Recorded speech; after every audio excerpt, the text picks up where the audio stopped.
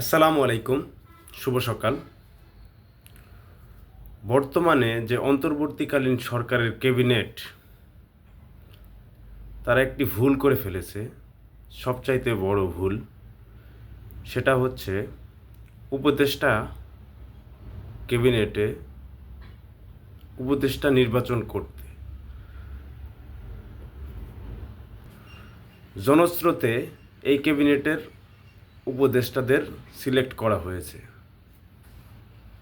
সেই কারণে অনেক অনভিজ্ঞ লোক এই ক্যাবিনেটের উপদেষ্টা হিসাবে শপথ গ্রহণ করেছে। এই উপদেষ্টা ক্যাবিনেটে দুইজন ছাত্র সমাজের সমন্বয়কের কারী দুইজন ছাত্র নেতা ক্যাবিনেটের উপদেষ্টা হয়েছে।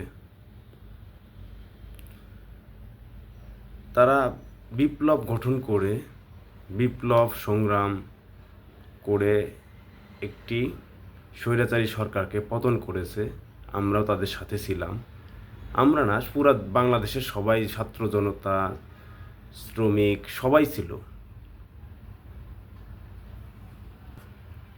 ছাত্র জনতারা, সমন্বয়কগণরা, বিপ্লবী সমন্বয়কগণরা মানুষের ভালোবাসাও পেয়েছে। কিন্তু বিপ্লবী নেতৃত্ব দেওয়া আর রাষ্ট্র পরিচালনা এক নয়। রাষ্ট্র পরিচালনা করতে অবশ্যই অভিজ্ঞ, মেধা সব কিছুই প্রয়োজন আছে। ডক্টর ইউনূস আমাদের আশাস্থল।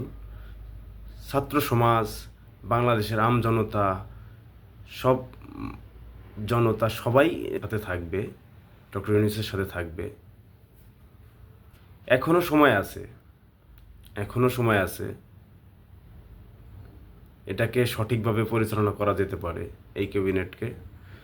তাই আমি দুইজন সমন্বয়কারী ছাত্র নেতাকে বলবো, আপনারা দ্রুত ক্যাবিনেট থেকে পদত্যাগ করে অভিজ্ঞ লোকদেরকে এই ক্যাবিনেটের উপদেষ্টা হিসাবে শপথ নেওয়ার জন্য অনুরোধ জানান। এবং নাহিদকে বলবো, তুমি এবং তোমার বন্ধুসহ তোমরা এই উপদেষ্টা প্যানেল থেকে, উপদেষ্টা ক্যাবিনেট থেকে পদত্যাগ করে ছাত্রদের কাতারে চলে আসো, সাধারণ মানুষের কাতারে চলে আসো। সাধারণ মানুষের কাতারে চলে এসে তোমরা নতুন করে দল গঠন করো।